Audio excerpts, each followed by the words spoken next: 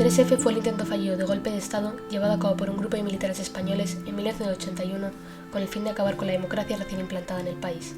También se conoce como la Noche de los Transistores, dado que toda la población española se informó del suceso mediante la radio, puesto que fue el único medio que los periodistas pudieron utilizar. En noviembre del año 1975, tras la muerte de Franco, se da paso a la llamada transición, en la que saldría elegido como nuevo presidente de una España ahora democrática, Adolfo Suárez. El gobierno de UCD tuvo muchas dificultades, o sea, fue un gobierno muy exitoso, con mucho éxito, cuando preparó la transición, consiguió acordar con los partidos políticos unas elecciones en el 1977, en junio, en la que todos aceptaron, incluyendo el Partido Comunista de Santiago Carrillo, que era, por así decirlo, el más extremo de los que había en el arco parlamentario, con posibilidades de ser elegidos diputados, y el Partido Socialista y Alianza Popular, que era el partido, digamos, de Manuel Fraga y algunos exministros de la época del franquismo. Entonces aceptaron las elecciones, fue un éxito por parte de Adolfo Suárez, probablemente encargado por Su Majestad. Esto hizo que durante las primeras años de la democracia, es decir, en la primera legislatura, que fue la legislatura constituyente, se aprobara una constitución por todos los partidos también, se aprobara el referéndum por todos los españoles. Solamente hubo una zona, que fue el País Vasco, en el que no sacó mayoría, pero todo lo demás sacaron mayoría, pero muy holgada. Es decir, creo que donde más mayoría hubo fue en Cataluña a favor de la Constitución. O sea, que fue aprobada por todos los españoles. Pero la transición coincidió con dos efectos. El primer efecto fue un efecto económico. En el año 73-74 se produjo la primera crisis del petróleo. Y eso dio lugar a una crisis económica mundial y a una subida de la inflación muy alta y a una subida del paro también. Y eso produjo, pues claro, en un gobierno que estaba en un proceso político complejo, tuvimos que hacer lo que se llamaban los pactos de la Moncloa, que fueron unos pactos para ahormar y estabilizar la economía española. También se aprobaron con todos los partidos políticos, incluso por el Partido Comunista y por el Partido Socialista, y a Fuentes Quintana, que fue el primer vicepresidente de la democracia, el que consiguió hacer ese pacto de rentas, lo que ahora se llama el pacto de rentas, lo conseguimos hacer en los llamados pactos de la Moncloa. Pero también la economía iba, digamos, al trancán. ¿Y qué pasó también? Pues que en los partidos, digamos, y los grupos muy antisistema, tanto algún nacionalista vasco como los de la ETA, como otros, digamos, generales como el Grapo, etcétera, pues se volvieron violentos y empezaron a hacer atentados. Entonces hubo un momento en que prácticamente cada semana tenías un atentado y eso pues crispaba la situación. De manera que llega un momento en que las fuerzas políticas deciden tomar algunas medidas y sobre todo la propia UCD creo que tuvo una crisis interna a causa de la cual fue cuando dimitió Adolfo Suárez. Y Adolfo Suárez había mantenido, por así decirlo, embridado el ejército español. Pero en el ejército español había aún muchos nostálgicos franquistas. Bueno, en aquella época Adolfo Suárez había presentado su dimisión al rey y el rey había hecho la consulta y había decidido presentar como candidato a presidente de gobierno a Leopoldo Calvo Sotelo. Yo pertenecía al grupo de UCD, que era el que había sostenido a Adolfo Suárez como presidente de gobierno y debería de sostener también a Leopoldo Calvo Sotelo como presidente de gobierno. Por tanto, nos reunimos justo el día 23 de febrero en el Congreso de los Diputados, dispuestos a votar a Leopoldo Calvo Sotelo como presidente de gobierno. Bueno, entonces empezó la votación y llegó un momento en que le tocaba votar, si mal no recuerdo, al diputado Núñez en Cabo. Por tanto, como era la N y era por orden alfabético, yo aún no había votado. Entonces apareció el señor Tejero, vestido de uniforme de policía, Guardia Civil, y dijo, todos al suelo. Y yo la verdad es que pensé, porque disparó un par de tiros, que lo que había ocurrido es que había unos terroristas arriba, porque me agaché además que todos los demás estaban agachados, menos Adolfo y el ministro del ejército, ¿no?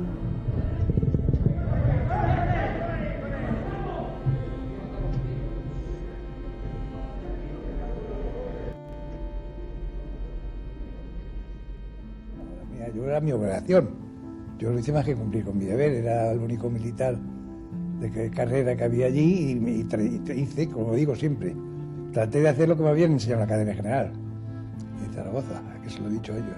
Y me parece lógico que tanto él reaccione de esa manera como la reacción mía me parecen absolutamente normales, no fuera de... Pero aquello sí, aquello queda por la historia como un militar que se enfrenta al despropósito de otros militares. ¡Quieto todo el mundo! Yo creo que el golpe de Estado se fraguó, venía fraguándose ya de hace tiempo porque siempre ha habido rumores de la Operación Galaxia y tal, pero se fraguó porque había pues mucha presión social, eran manifestaciones diariamente, eran huelgas muy grandes. Por otro lado, ETA, en vez de disminuir sus atentados, los había aumentado, matando a mucha gente y militares y guardias civiles la mayoría, y secuestrando pues a mucha gente para poder tener financiación. Y entonces pues Tejero yo creo que fue un poco la cabeza visible, pero detrás de él había mucha más gente. O sea, en el juicio dijeron que había solo 2 personas de la sociedad civil, pero yo pienso que tenía que haber muchas más, porque ahí tenía que haber intereses por parte de militares que no querían perder su estatus, por parte de los políticos de derechas o ultraderecha que tampoco querían perderlos, y luego por los poderes económicos que tenían muchos intereses. Este golpe de Estado se había estado gestando a mano de las Fuerzas Armadas de manera secreta en varias reuniones. La primera operación que se intentaría llevar a cabo es la Operación Galaxia. Esta recibe su nombre debido a la cafetería Galaxia, donde tuvieron lugar las reuniones para realizar el golpe de Estado. En esta conspiración participaron varios de los integrantes del asalto del 23F, como Antonio Tejero. El plan consistía en secuestrar a Suárez al ocupar el Palacio de la Moncloa, pero al final resultó no salir adelante. La Operación Turia fue un plan preparado con el fin de llevarse a cabo tras el asalto al hemiciclo. Esta consistió en la imposición de un toque de queda y la liberación de tanques militares por las calles de Valencia. El plan se inicia después de que el capitán general de la Tercera Región Militar, Jaime Milán del Bosch, asumiese los poderes de Valencia, Cuenca, Alicante, Castellón, Murcia y Albacete. Mis recuerdos del 23 de febrero de 1981. Recuerdo que estaba enferma, que por la radio, que yo tenía puesta la radio, que soy gran oyente de radio, me enteré de que se haya producido este hecho en el Congreso de los Diputados, que había entrado Tejero y que se había producido el intento de golpe de Estado. Después de eso ya me quedé pendiente de oír la radio y al poco tiempo me llamaron por teléfono. Me llamó un íntimo amigo de la infancia de mi tierra, de Castellón. Estaba totalmente asustado, atemorizado porque estaban los tanques por la calle. A las 7:45 de la tarde, el general Torres Rojas envía tropas a puntos estratégicos de control por toda la ciudad de Madrid, entre ellos los edificios de Radio Televisión Española y Radio Nacional Española. Durante las 2 horas de ocupación, las tropas dieron órdenes de cortar la normal emisión de noticias y que tan solo se emitiera música militar. Son las 8:01 de la tarde. Mientras que los planes de Tejero y Milán del Bosch consistían en imponer un gobierno militar, Armada planeaba implantar un gobierno de coalición formado por todos los partidos y dirigido bajo su mando. Con esta idea en mente, alrededor de las 11 de la noche, el general Armada propone al jefe de Estado Mayor del Ejército acudir a la Zarzuela y posteriormente al Congreso con el fin de proponer a Tejero la implantación de su gobierno. Siendo el nivel de desinformación alto dentro del propio país, la confusión a nivel internacional añade al gran desorden de los sucesos del 23F. En países como Estados Unidos, las noticias llegaban con gran retraso y falta de definición a muchas de las tropas entonces destinadas fuera del país. En 1981 yo tenía el grado de capitán de corbeta, el equivalente a comandante del Ejército de Tierra. Desde 1979 residía en California porque estaba estudiando un máster en oceanografía en la Universidad de Monterrey. El 23F, la diferencia horaria eran 9 horas, pues a las 10 de la mañana iba a entrar ya en una de las clases y uno de los profesores que me conocía me dijo: ¿qué ha pasado en España? Yo no tenía ni idea, digo, ¿cómo que qué ha pasado? Sí, que por lo visto los terroristas de ETA han entrado y han tomado el Parlamento con todos los diputados y el gobierno dentro. Y en ese momento me fui a casa, por supuesto era la época de teléfono fijo, entonces desde el teléfono fijo de casa contacté con la embajada en Washington y la contestación de la embajada era también bastante desconocimiento, no tenían nada claro de lo que estaba pasando.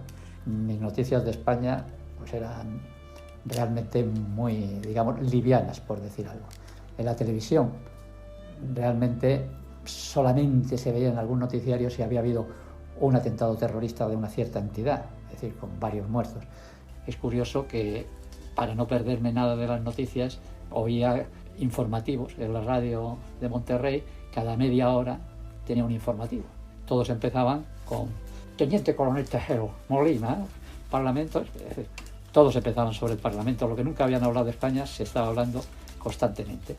Y sobre las 7 de la tarde, cuando fui a oír el correspondiente parte informativo, la noticia fue: Príncipe Carlos de Inglaterra anuncia su compromiso con Diana de Gales.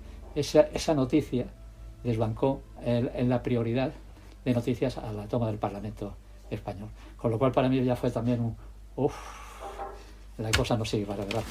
El rey Juan Carlos I se había mantenido alejado de los medios durante todo el día y no había mostrado declaración.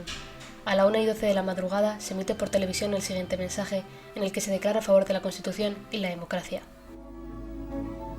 Al dirigirme a todos los españoles, con brevedad y concisión, en las circunstancias extraordinarias que en estos momentos estamos viviendo, pido a todos la mayor serenidad y confianza y les hago saber que he cursado a los capitanes generales de las regiones militares, zonas marítimas y regiones aéreas la orden siguiente.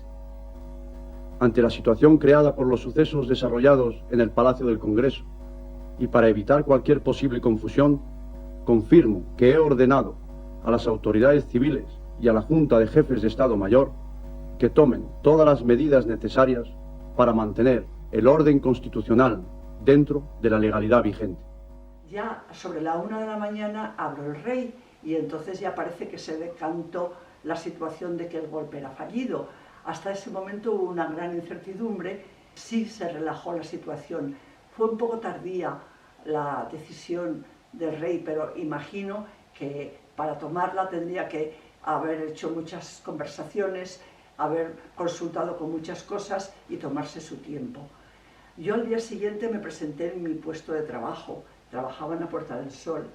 Entonces tomé un autobús que pasó justamente enfrente del Congreso de los Diputados. Cuando pasaba vi que estaban saliendo todos los diputados, que estaba la Policía Nacional con autobuses para llevarlos y también estaban saliendo algunos guardias civiles que los metían en coches de la Guardia Civil. Cuando llegué al trabajo, allí no se habló de nada. Había tensión, pero normalmente en estos sitios no se habla, y sobre todo con las funcionarias. Bueno, pues yo, mira, me afilié al Partido Comunista en el año 80 y entonces pues siempre he tenido un papel no muy destacado, pero sí de luchar contra todas las cosas que considerabas injustas y que creías que eran atropellos y demás. Y a eso de las 6 de la tarde nos dieron la noticia de que se había producido un asalto al Congreso por parte de militares.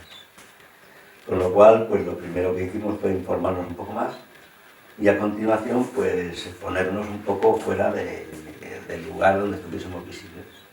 Y a través de un conocido, pues que no era muy significado, nos fuimos a su casa y allí pasamos la tarde y la noche.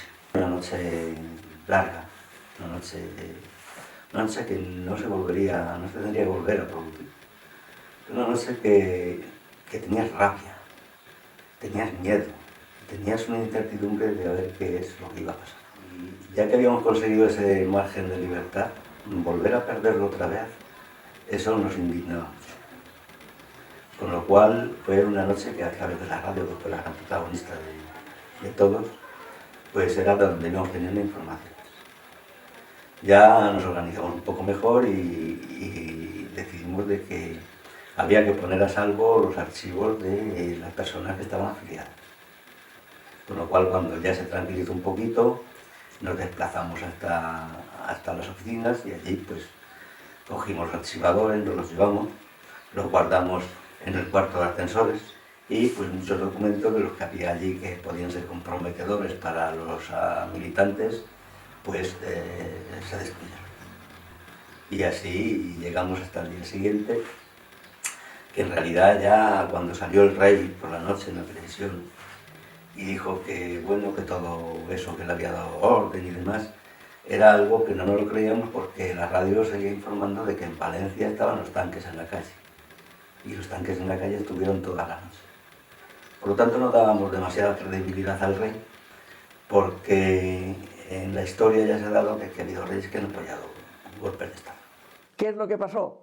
Pues que primero el golpe de Estado era un golpe de Estado, en mi opinión, que se cruzaron varios golpes de Estado. Había un golpe de Estado, digamos, blando, que consistía en quitar a Adolfo Suárez y poner a un militar al frente del gobierno, con ministros socialistas también.